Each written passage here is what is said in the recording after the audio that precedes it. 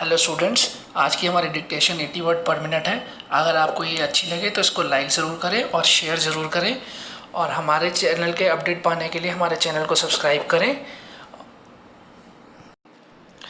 Start. This assembly decided last year almost unanimously, I think, in favor of general widespread disarmament.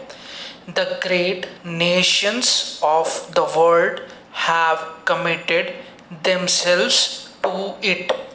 The United States, through its president, recently put forward proposals which are in line with what this assembly has decided. The Soviet Russia has put forward proposals to the same effect, varying them slightly but essentially aiming at the same thing. There is a good deal of commonness about them in broad outline.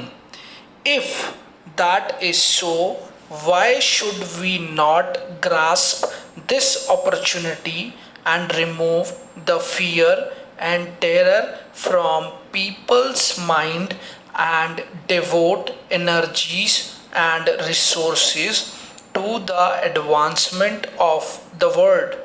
This major and outstanding question must be dealt with speedily, and the great countries, especially those which have the greatest responsibility, should address themselves again and again to the consideration of this problem together through negotiations to reach agreements. Such agreements cannot be merely agreements between some countries, however great. These must represent all the members of the United Nations. But I do think that it is better for a few countries to deal with this problem to begin with. I feel rather strongly on this question, although we in India are probably not situated in the major threats of a possible war. Everything that man has striven for in the past thousands of years is at stake today. While I feel as strongly as possible about the freedom of the colonial countries and other dependent people, I do think that the biggest question today is the question of war and peace and disarmament. The General Assembly passed a resolution recently about nuclear tests. It was a great misfortune that after a period of abstinence from nuclear tests, there was a resumption of these tests. Immediately, it becomes more difficult to have treaties for ending nuclear tests because the whole atmosphere becomes one of fear and apprehension. I do think, and I would beg the countries concerned to realize that they are doing a grave disservice to the world, to their own countries, by not putting an end to nuclear test by treaty as quickly as possible. The Assembly passed a resolution in favor of some kind of a moratorium. No one imagines that a voluntary moratorium is going to solve this question. There must be stricter controls by treaty and otherwise. Nuclear tests are basically evil forever. We live in a world of conflicts, and yet the world goes on undoubtedly because of the cooperation of nations and operation, and there is today a vast amount of cooperation even between countries which are opposed to each other in the political or other fields.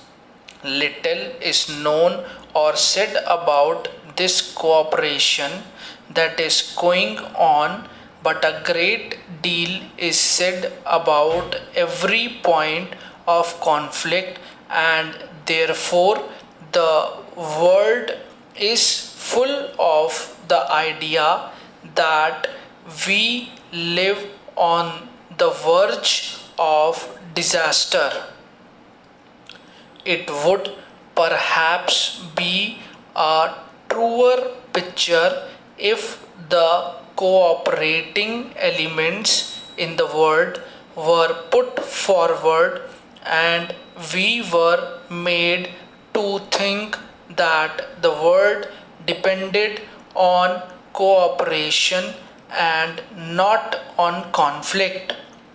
A proposal has been made by many persons to the effect that more attention should be directed to the cooperative ventures, especially for peace on and in the interest of peace, so that more positive thinking may take place on this subject and people may realize that this cooperation is already taking place and can be extended.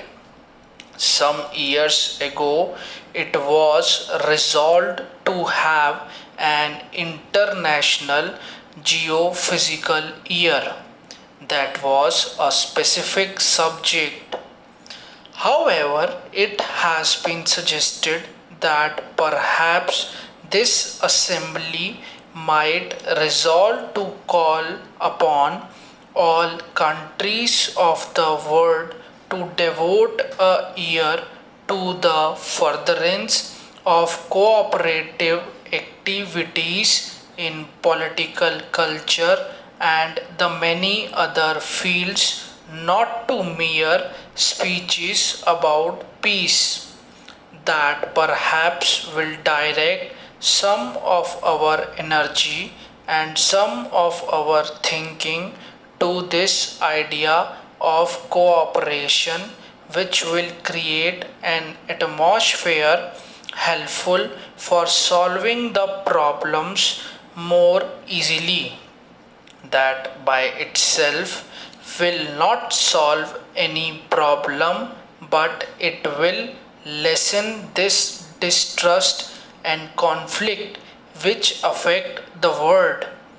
I make this suggestion to you not in any detail but broadly, so that this assembly might consider it, and if it is worthwhile, perhaps appoint a committee to consider it further and make suggestions as to how this might perhaps be done.